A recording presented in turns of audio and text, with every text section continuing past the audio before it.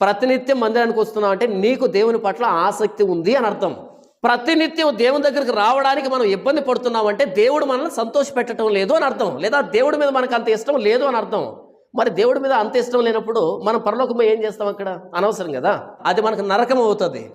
నాకు యేసు ప్రభు అంటే ఇష్టమైతే, ప్రేమ అయితే, ఆయన ఎప్పుడెప్పుడు చూడాలి, ఆయనతో ఎల్లకాలం కలిసి ఉండాలి అనే ఆలోచన ఉంటే అప్పుడు నాకు పరలోకం ఆనందకరమైన స్థలం అవుతుంది. ఎందుకంటే నా దేవుడు అక్కడ ఉన్నాడు కాబట్టి, ఆయన నేను చూడాలని తహతహలాడాను కాబట్టి. అలా కాకుండా యేసు ప్రభు మాట అంటేనే కొంచెం అసహనం వస్తుంది అనుకో, అబ్బా ఏంటి ఎప్పుడు నస అనిపించింది అనుకో, అప్పుడు నన్ను పట్టుకొని వెళ్ళి నేరుగా యేసు ప్రభు అక్కడ పెడితే యేసు ప్రభు నాకేమనిపిస్తాడు తెలుసా?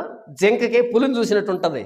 అప్పుడప్పుడు చర్చికి వచ్చేవాళ్ళు, ఎప్పుడో బాప్తిజం తీసుకుని ఉన్నవాళ్ళు, క్రిస్మస్ కనిపించేవాళ్ళు, గుడ్ ఫ్రైడేకి ఏడ్చేవాళ్ళు, ఇలాంటి వాళ్ళంతా పరలోక రాజ్యానికి వెళ్ళరు.